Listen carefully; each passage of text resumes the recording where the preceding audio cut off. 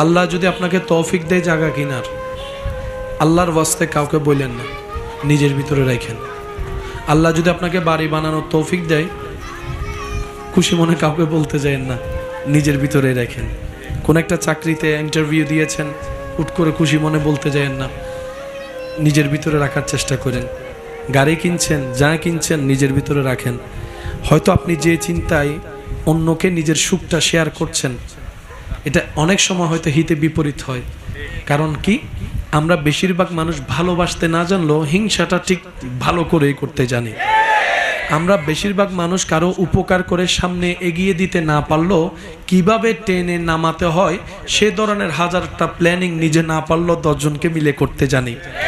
আপনি আমি কারো মুখে হাসি ফুটাতে না জানলেও কোন একটা শব্দ, কঠিন বাক্য দিয়ে কার চেহারার হাসি, মুখ থেকে হাসি কেড়ে নেওয়া যায়, এই বিষয়টা আমরা কম বেশি ভালো করে জানি। কেন বলছি এই কথাটা? শুনতে একটু অড লাগলেও কিন্তু জিনিসটা বাস্তব।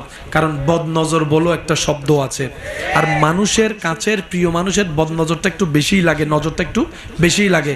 আর এই নজর ব্যাপারে নবী রহমতুল্লিল আলামিন হাদিসে পাকে কিন্তু সাবধান করে গিয়েছেন। সেজন্য আপনার এই জীবন চলার পথে আপনার যাই আল্লাহ পাক দিয়েছেন, দিচ্ছেন, দিবেন, নিজের ভিতর একটু কষ্ট করে সেভ করে রাখার চেষ্টা করবেন। ঘটনা পরিপূর্ণ না হওয়া পর্যন্ত কাউকে বলার দরকার না, হয় হিংসুক বেড়ে যাবে, ঈর্ষাকারী বেড়ে যাবে, নজর দেনেওয়ালা বেড়ে যাবে, প্ল্যানিং করে নামানেওয়ালা বেড়ে যাবে। কাজটা পরিপূর্ণ হওয়ার পরে আগে রবের দরবারে 2 রাকাত শুকরিয়ার আদায় নামাজ করবেন যে, ইয়া রব, আমি যোগ্য ছিলাম না, আমি ছিলাম মাটির, তুমি আজকে আমাকে 4 তলার উপর তুলে দিয়েছো, সুবহানাল্লাহ। আল্লাহ, আমি ছিলাম পায়ে হাঁটার মানুষ, আজকে তুমি আমাকে একটা গাড়ির ব্যবস্থা করে দিয়েছো। আমি যোগ্য নই, সব তোমার দয়া। আগে শুকরিয়ার আদায়টা করেন, তারপরে অন্যদের কারোর সাথে শেয়ার করার থাকলে সেটা করবেন। আর আপনার প্রিয় কাছের মানুষের মধ্যে মা বাবা যদি বেঁচে থাকে, সেই জিনিসটা আগে মা বাবার হাতে দিয়েন, একটু যেন দোয়াটা হয়। কারণ সন্তানের কল্যাণে মা বাবাই সবচেয়ে বেশি খুশি হবে।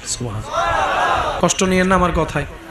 কেউ কারো ঘরে বেড়াতে গেলে যতগুলো রুম থাকে, মানুষ যারা যায় মেহমান, ওরা কোন রুমে বসে বলে না?